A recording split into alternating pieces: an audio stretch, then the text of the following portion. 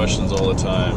Whenever I take on a new client, the first part of the process is it's usually a 2 to 3 hour video call where I dissect everything that they're doing, all of their methods, strategies, their mindset, what are they doing on a daily basis, etc.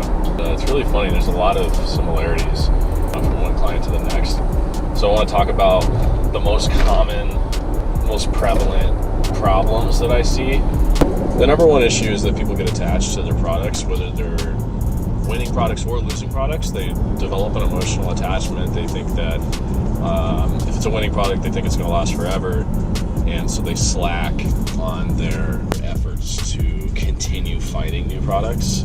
The average lifespan of a winner, if scaled properly, aggressively, is 4 to 6 weeks. There's definitely exceptions to that. I mean, I have one product that lasted me 9 months, but I never, ever assume that that's going to be the case. I always run with the average, which is 4 to 6 weeks. The product's going to be profitable for that length of time. And in order for me to hit a certain revenue goal every month, which is always 7 figures, we need to maintain 15 to 20 winners simultaneously in order to hit that goal consistently. So it's like a revolving door of products coming in and out. But a lot of people will just crush it with one product, and so they get obsessed with it. They're like, oh my God, I'm making so much money. I've got to figure out how to make this product last, milk it for everything that it's worth. And at a certain point, you reach the point of diminished return, right? You're investing all this time into this product to squeeze out, a few extra dollars, and rather than finding that next product that's going to last for another month or two. So, an even more common problem is that people will, for whatever reason, believe that the product that they're trying to sell should be selling. They're saying like, oh, I saw somebody else selling it, or my coach or my guru told me this was a good product, or it had so and so many orders on AliExpress, or I found it on a competitor's website. I use ad sector or something, and so they're convinced that this product should work, but it's just losing money, and they keep trying different strategies. It's just the totally wrong way to go about it.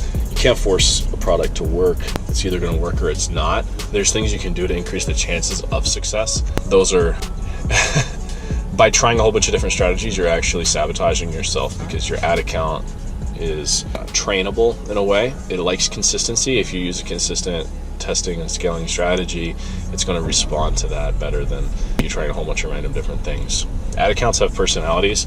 Each one performs differently, especially at the beginning. They're going to kind of have their own way of delivering your ads, and but over time, usually what we see whenever we launch a new store, we always use a new pixel, new ad account.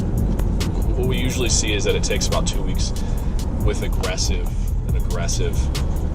launch. It takes about 2 weeks to really get the ad account performing the way that we're used to seeing our ad accounts perform. Usually after about two weeks, we start seeing the results that we're used to. And that doesn't mean that we're running negative for 2 weeks. It usually means that we're breaking even for the first 2 weeks of a new store. After the first 2 weeks, we kill all the dead products, dead ads, and the ad account starts optimizing. We'll get much better results, start getting up into that 20% margin range that we like to shoot for. Yeah, so that's the most common one, is the emotional attachment, and not just to products too, but also to stores. Like, your store is not special, your brand is not special, your products are not special. We turn and burn our stores. We really don't care. Like, every 2 or 3 months, we'll scale a store up and then let it coast, and scale another store up and let it coast.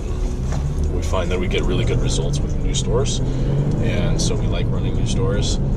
There's like a momentum factor involved, and we believe that we can really get a store running really, really well, a new store within the first 2 to 3 weeks, and just crush it for 2 or 3 months with that store. And then we'll launch, while that store's running, we'll launch a backup store with the same products and everything to clean up any missed sales, and to start the momentum process all over again. So yeah, that's myth number one, or that's not myth, but that's issue number one that I deal with clients.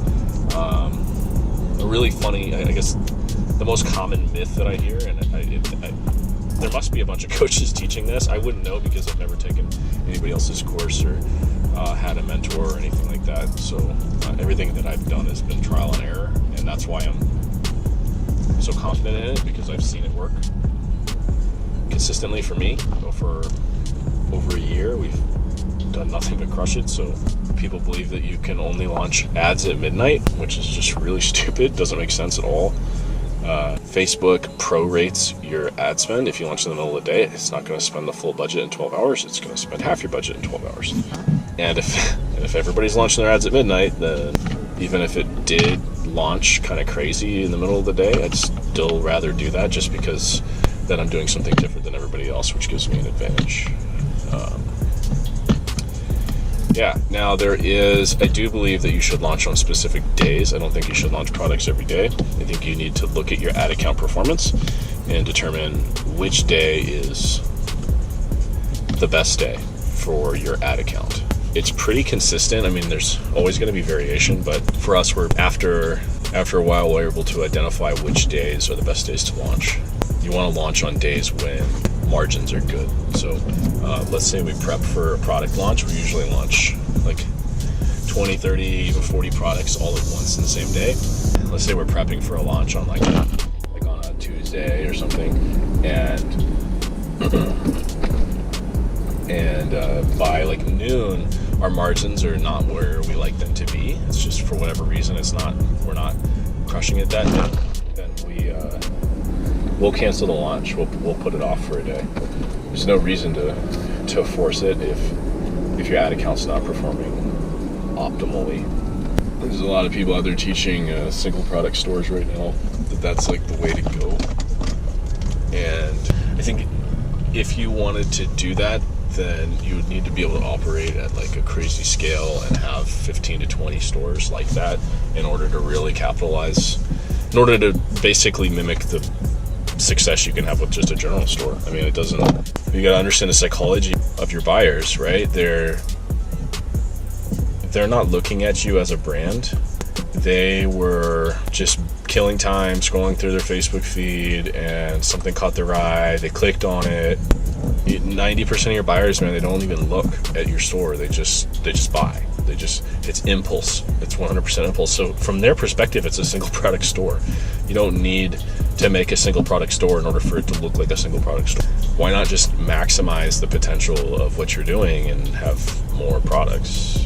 Coaches and gurus are always trying to come up with like the new method, the secret hack that's going to give you an advantage over everybody else, and want to sound smart and everything. And it's like, there is no secret hack. 100% of the time it comes down to who's executing frequently, consistently, and who's simplifying their processes down to the point that makes it easy to execute rapidly. That is what is the most significant driver of success in like 8-figure sellers and 9-figure sellers, is just massive execution. I think running a single product store is a waste of time. I mean, you can make good money. There's definitely people out there doing 6 figures a month with a single product store, but it's like you could do the same amount of work and run a 7-figure a month store. So I don't understand why you would pick the lesser of the two. That's it for now. I am at the gym. I'm going to go work out. Then I'm going to go to the beach, play football.